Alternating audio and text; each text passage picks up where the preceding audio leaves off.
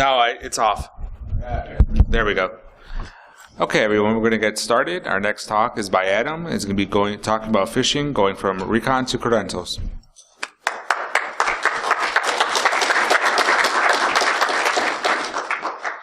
All right, good morning, everyone. As was just announced, my name is Adam Compton. Today's talk is on email phishing, going from Recon to Creds. A little bit extra in there with that, but that's the basic summary. Hopefully this is what you're in here looking for. You're wanting to learn about phishing a little bit. You can get a little bit entertained. If not, stick around anyway. Make me feel a little bit loved. Thank you. So the obligatory agenda slide. It's going to start out with a little bit of who am I, go into a little bit of background on email phishing, very brief overview of it for those of you, just to get a refresher on it, as well as I'm going to be presenting a new tool I've been working on for a couple months. Everybody likes new tools that want to get released, right? Yeah. Yes. Yeah. Thank you. All right, let's go ahead and move on. There's a few slides to keep going here. All right, here's the slide I put up there to help make you all believe I know what I'm talking about a little bit, regardless if it's true. So as you can see, yes, I have plenty of experience doing information security and penetration testing. Been doing it for a number of years. I am a father. I am a husband. I do have my kids and all that. I love them very much, but when I get a chance to head out to Vegas and spend some time away from them, I tend to take that offer up. So I do consider myself a programmer more than I do a pen tester. Most of my background in computers has been with programming. I love pen testing as well. It's just I have more experience programming. And yes, I am a hillbilly. I was born and raised in the Appalachian Mountains, and I'm proud of it. So thank you. Let's keep going. So why did I decide to do a presentation on phishing? First and foremost, because I find it interesting. I love social engineering. I love email phishing, things like that. It's a fun little exercise. Do it in my day-to-day job, things of that nature. As well as I just felt this would be a good avenue for me to give something back to the community, a community that has helped me out over the years, both by providing tools, mentorship, education, things of that. Just want to give something back to the community. And along with that, giving back to the community, it gives me a venue to present the tool I've been working on. When we get to it afterwards, if you find it useful or not, come tell me. If you think it's a load of crap, come and tell me. Either way, it's beneficial to me. I'll learn from it. So thank you. What is phishing? Hopefully most of you in here have a basic understanding of what email phishing is. I'll let you read it for yourself. In short, in a summary, phishing is just the act of scamming someone via email to get access to sensitive data or systems from them. It's not very complicated, but if you do believe the social media, the news media, large companies, email phishing is also the tool of choice of the APT. Yay. Okay. That's not as funny as I thought it would be. So thank you. Let's keep going. So a little background on phishing. As far back as I can determine on 10 minutes of internet research, phishing goes back to the mid-1990s, around 1994-95 on AOL, America Online. The earliest evidence I could find was really of script kiddies or hackers at the time using Visual Basic scripts, such as AOL Hell, things of that nature, to impersonate system admins, to trick people into giving them credentials, credit card information, things of that. Same concept, same techniques apply today. It hasn't got any more complicated than that, and in a lot of fashions, you can do phishing and social engineering a lot easier now than you could then anyway. So if somebody's doing a phishing attack, what kind of information are they after? It's granted that every phishing attack out there is going to have its own reason for doing it. What are they after? Things of that nature. But they all seem to fall into one of a few categories. They're probably going to be after credentials or authentication tokens of some kind. They're going to be after banking and credit card and financial information, so they can take that and go buy fancy cars and what have you. PII, personal identifiable information, PHI, personal health care information, things of that nature. They're going to be after that for identity theft, insurance fraud, any number of reasons. Go open more credit cards and go buy more stuff, whatever the case is. And there's always going to be a group out there who's going to be looking to get other digital media, such as your Bitcoin wallets, your Steam games, your digital life, whatever you have out there. Somebody's going to want it. If you have it, somebody else wants it. So what kind of attacks are there? There's 3 basic attacks of phishing. Well, subcategories of those, but the primary ones are your basic phishing attack, your spear phishing attack, and then your whaling attack. Your basic phishing attack basically looks a lot like spam in a lot of cases. It's where an attacker will send out an email to hundreds of thousands of people looking just to get somebody to bite on it. There's not a lot of research put into it. It's a generic email sent out to everybody. Spear phishing is a little more tailored. It's usually focused at a group of people with some commonality, such as members of a club, employees of a company, something like that. For those types of attacks, you're wanting to do a little bit of recon beforehand to get things like the full company name, the company logo, things like that, to make the phishing attacks look a little more believable. You can go as much recon in there as you want, but you need to do a little bit in there at least. Whaling is that to the next step, which is you're targeting 1 or 2 select people, such as the CEO, the president, chairman of the board, something like that. And this requires a lot of recon, a lot of research beforehand. You have to find out as much about them, their lives, stuff like that as you can, because when you go to execute this, you get 1 shot. If in very weird cases, you might get multiple chances, but assume you get 1 shot at this. If you fail, you have to move on, find something else to try then. Alright, a little bit of background on phishing we've already done, what is it, all that, but why would somebody want to do a phishing exercise when there's all kind of other exploits out there already? Buffer overflow, SQL injections, whatever you want to do out there, physical security. The main reason is that phishing works. As I said jokingly before about the APT, but yeah, it works. That's why people use it. They get access to systems. And why is that? Because, well, people are gullible. People want to be helpful. They want to help you out. You can secure your network, you can secure your perimeter, install IPSs, all that, all you want. But the people sitting behind those systems, you can't patch them. If you can get them to click a link, go to a web page, whatever the case may be, you've done the attack. And it's very hard to prevent against that in every case. Also, phishing has a high return on investment. For the same amount of work that you put into targeting 10, 20, 30 people, you can target 10, 20, 30,000 people at the same time. It scales very well. The only difference is how long it takes to send the emails, and a little bit like that. The same amount of research is going into it, all of that. Not a lot of overhead there. Another one is if you're targeting a company that has a very crunchy exterior, very little internet presence, or you can't get in, and you need to get in, phishing is probably going to be one of your very few ways that you can actually get that, because it'll bypass all those perimeter controls. You can get into the network very easily. Do a few slides here, just going over a little bit more of the phishing process, just as a quick overview for everybody. This is the process I generally follow when I'm doing a phishing exercise. It's not going to be the same as everybody uses, but for most people I've talked to, this seems to be in line with what they say they use as well. You start out with some form of recon, go into set up and deploy your system, send emails, collect stuff back, and ultimately generate the report. About recon, everything starts with the recon. At the bare minimum, you're going to need to have a list of target email addresses, target individuals you're going after. That list might be provided to you by the customer if they say, I only want you to target these 100 people out of our company, something like that. Or the customer may come to you and say, do the recon, find what you can do, and then go after those. In those cases, you're going to need to build the list yourself. In order to build the list, you can look at the company's own website. Sometimes they have directory listings or something of that nature.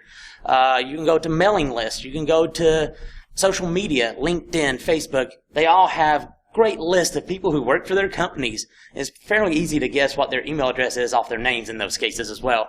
There's tools like the Harvester and Recon NG that can help simplify that process for you tremendously. Hats off to the developers of each of those. Thank you. Once you've got your list, you're ready to go. Well, what do you do now? Well, for phishing exercises, most likely you're going to need a website in there somewhere. Whether it's going to be as a malicious drive-by attack, it's going to be a credential harvesting, something like that. In order to host that, you're going to need a web server, so you need to deploy a web server. and whatever website you want on there. If it's credential harvesting, you have to figure out what kind of credential harvesting page you want.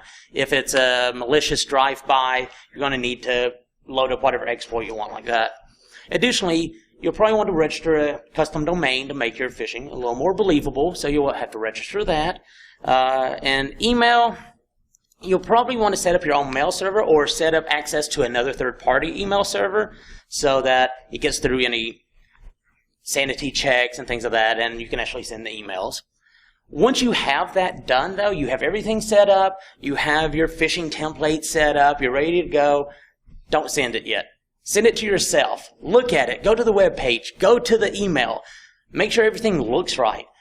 Because once you hit that send button, you can't take it back. It's off to the customer. If there's typos in there, if there's whatever the case, it's gone. So better take a few extra moments just to look at it, make sure it's right, and then move on. Personally, I will admit that in at least one case out there, maybe more, I haven't done that proper sanity check and sent the emails off to a customer, sitting there waiting and waiting, getting some hits back. Not as many as I would expect. I'd already sent it off, so I couldn't change it, but I went to look at the emails that were sent just to verify. And I might have copied and pasted the wrong company name into the email when I sent it. Okay, logic dictates then that I got fewer results, but I did get some. Trying to turn lemons into lemonade, I was then at least able to report to the customer that given even horribly incorrect looking emails to them, obviously malformed emails, X percentage of your company, even in that bad scenario, would still click on it and give me credentials. So try to make the best out of a bad situation there, but better to not even be in that situation and just verify everything before you start the exercise. Next, once you've sent your emails and all that, it's a waiting game. You're having to wait for responses at that point. Whether that response is going to be credentials coming in from a credential harvesting, whether it's a remote shells because of a malicious payload or a browser exploit, something like that, you're waiting for that. Once you get those, what do you do with those? What is your post-exploitation process? Do you just sit back and just document, I got X number of shells and just leave it? Or do you take that to the next step and do you try to log into the remote servers? Do you start doing an internal pen test at that point? These are the kind of questions that should have been answered during the scoping call with the customer and made all this decision. If not, this needs to be done quickly so that you know what to do because you probably have a limited window at that point. Finally, you have reporting. Everybody's favorite part. Facetious, I know, but yeah, you are going to have to provide some sort of documentation at the end of your phishing exercise, whether to the customer, your management, what have you, or to yourself, whatever the scenario is. And you'll want to put some items in there. Who did you target? Some statistics, things of that nature. It's really determined by your internal reporting process, your report format, things of that. But there will be some sort of reporting. And at that, we're pretty much done with the whole phishing process. We might mention it later, but now it's moving forward into tools that can do phishing a little bit. There are a few tools out there that can help drastically make your life easier when you're doing phishing. Tools like Social Engineering Toolkit or SET work great. Along with that, you have Phishing Frenzy, which is similar in many ways. Both of them can help you set up phishing engagements, exercises, execute them, collect results, things of that nature. SET being command line based, Phishing Frenzy is web based, but they both are fairly similar. Phishing Frenzy, personally, I've had a few issues with it trying to get the dependencies installed properly, but once it's installed, it does seem to work well. Both of them, I think, have the same limitation in my mind that they don't do the recon for you. They expect you to do the recon yourselves and then provide it to it. Unless that has recently changed, and I'd have to double check that. Then also you have BEEF, or Browser Exploitation Framework. It itself is not a phishing tool, but because it will help exploit browsers and all it takes is a single string to embed into a website, it works very well with phishing exercises. Regardless if your page is a credential harvesting or something else, you just load that in there, and whenever somebody clicks on the link and goes to it, their browser is then hooked, at which point you can go and do other things with it. It falls into that post-exploitation category then. And it works very well with that. That's why I've included it here. Alright, with as awesome as those tools are, I'm still lazy. I don't like redoing any bit of a process if I can help it at all.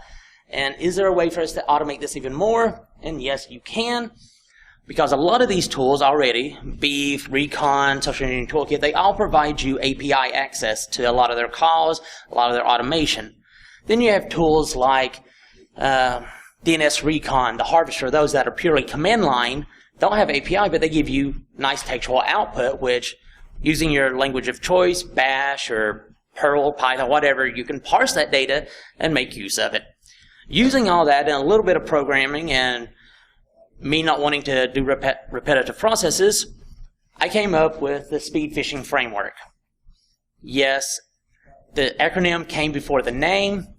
The acronym is based on Sender Policy Framework, and I just wanted to make fun of it, so I came up with a tool name that matched it, and it is fairly descriptive, really. SPF, or Speed Phishing Framework, is a tool that helps automate a lot of the common steps that you do during a phishing exercise. Currently, it is focused around credential harvesting, not because that is any limitation in the code, it's just I need to get some part of it done for the presentation and all that, so I focused on that. I'm planning on doing other things in the future, like incorporating Beef to do browser exploits or attachments, things like that. I just don't have it in there yet. It is written in Python, not for any particular reason, like I think Python was the best language in the world to write it in. It's just I wanted to write I thought it'd be a fun one to try in Python, and it worked out fairly well. And one of the other main items about it is that it has minimal external dependencies. I did not want to write a tool that you had to run on a particular version of Kali or something like that. If you have Python installed and you can install 2 Python modules, you're good.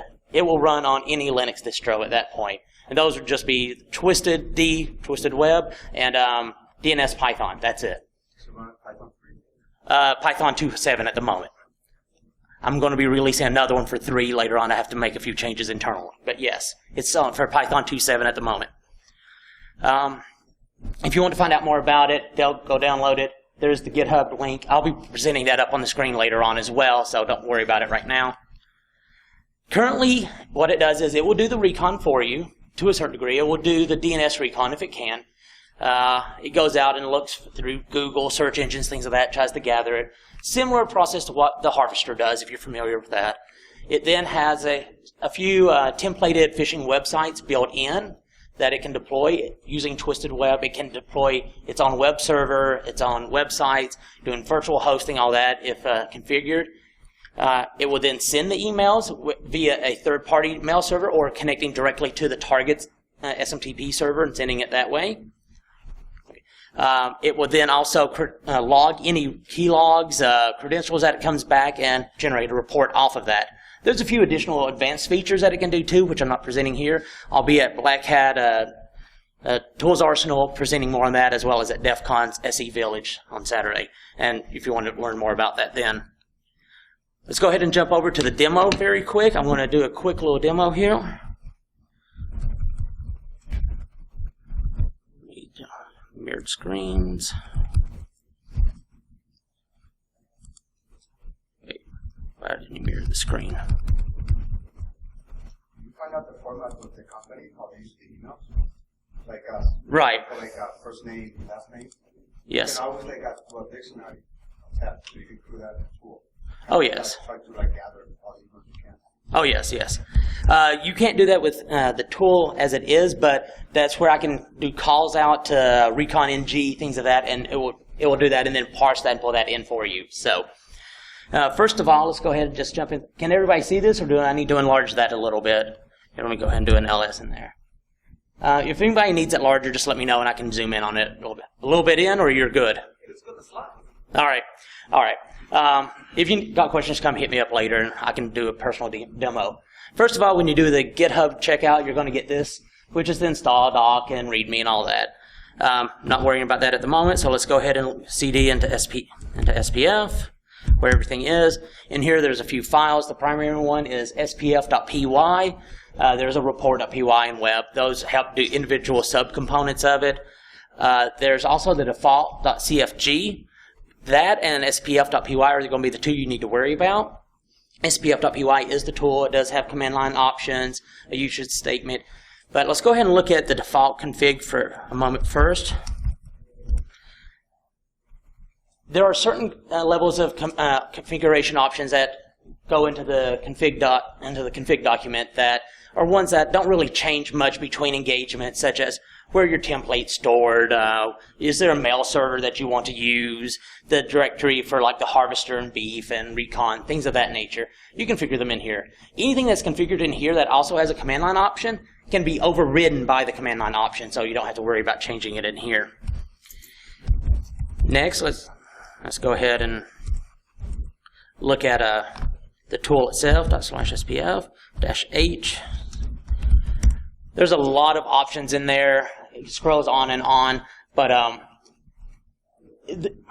there's meta categories in there as well, like you have test and all and recon. Those are meta groupings of subcomponents.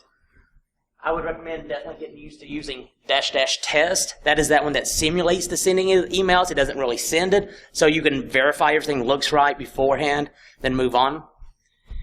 So let's go ahead and do a quick little one here. Let's do SPF. Do the -D for the domain I'm going after, and I'm going to do example.com. I'm not on the internet right now. I have a couple VMs set up, all that I'm going to be going after. So when I do this, you're going to see what shows up here in just a moment. Do the -G together, results. I'm just going to do -V for very verbose. You will see that it says I didn't specify config file. It defaults to the default.config, so I'm just going to leave that alone. Hit enter. And you can see, well, that's really faded on there, but on the right over there it says it couldn't access Google and all that, so it didn't collect anything. Well, I do have, you do a -F, I do have a file of targets like a customer might have provided me. Now run that, and now you can see at the very top it says loaded 9 emails from the targets.txt. You can see the list of emails that it gathered here. That's just a very simple version of that. Let's go ahead and run a real exercise now. Well, --simulate. I don't really want to send these. Then do the -W to generate the web pages as well. Go ahead and hit enter. Yes, do the emails. Yes, start the phishing web server. You can see it found a few templates in there. OWA, Juniper, Citrix, and Cisco. It loaded those up on various IP ports, and then it does the virtual hosting at the bottom. If you have DNS set up, it will use that. And then do you want to load phishing email templates? Yes, it found the corresponding ones, and now it sends them. I know that's a little garbled, but you can see in there, email would have been sent to email address with subject of blah if this had not been a test. Then at the bottom, you can see where it's doing the live monitoring of the results. So let's go ahead and jump over to one of the websites that loaded up. F5. So here's one of the ones that loads up. That was the Juniper one. Here's a OWA, a Cisco VPN, a Citrix. They're fairly common for what people are going to use. There is a capability for it to do dynamic ones as well. That's in the advanced stuff, and if you want to talk to me, you can. But let's go ahead and get one of these going. Let's do the Juniper one. Let's log in as Bob, and I don't know, password 123. No one would really use that one, I'm sure. Log in. It just right now gives you a basic error page. That's configurable. You can point it to another website. You can point it to Google if you want. I just have it go into a common error page. Go back over to the logs. You can see about mid-page down, it's a lot of key logging. It logs all the keystrokes, where there's backspaces, tabs, things like that. Then the bottom line is the actual credentials that were collected. Username is Bob, and password is password123. So let's go ahead and stop that. Assuming you ran the full thing and went through the full exercise, it stops everything. At the very bottom, it says the report file was generated and it's located at this directory. So let's go ahead and jump over there to that. There it is. Like I said, it's very simple right now, and because I'm running this internally, the screenshot didn't generate. But you can see at the top, well, let me zoom in on that a little. Yeah, there. A phishing exercise against example.com. When did it start and stop? First phishing campaign was Juniper VPN. It sent email that looked like that to these addresses. Then the website would be in there. And then any collected credentials would be listed, things of that nature. Like I said, very simple, but all the raw data for this is in a directory. If you look at the URL, it's under example.com, example.com. You go in there, all the raw data is in there. So that is the basic run-through of the demo. if you want more information on more advanced things, please see me after or come over to DEF CON Black Hat, and I'll be doing the demos there. Let's go ahead and jump back to the slides now. Just to finish this up. All right. All right. Jump through this real quick. These were in case the demo didn't work at all. Over to the... Oh, sorry. I thought I'd thrown that back over there. Good call. Wait, why isn't that being displayed? Where is it at? View. Stop that. Let's try it again. View. There we go. Okay. Let me just jump all the way through this real quick. Sorry. For some reason, slide failure there. All right. Jump over to right there. Okay. We're done with the demo. Those slides I just jumped through with the ones in case demo didn't work. Future work, future features. Because I had to get this out here, I couldn't get all the features added in there I wanted. There's a few things I still want to add in, such as unique IDs to track specific emails that people click on, more external tools. You can read it there. If you have other suggestions and things that you would like to see added in or comments on it, either make suggestions to me or check it out, make modifications, do a pull request, so forth. 411, I'm down to the last 3 slides, and they're all thank you slides. So where you can find information on me, my Twitter, email, website, GitHub, where the directory is itself, where you can go check out SPF. I want to say a big thank you for the developers out there who've made tools in the past that have helped me out and helped everybody else out. Keep up the good work. We need good tools out there. And thank all of you for coming in here and sitting down and making me feel loved. Thank you very much.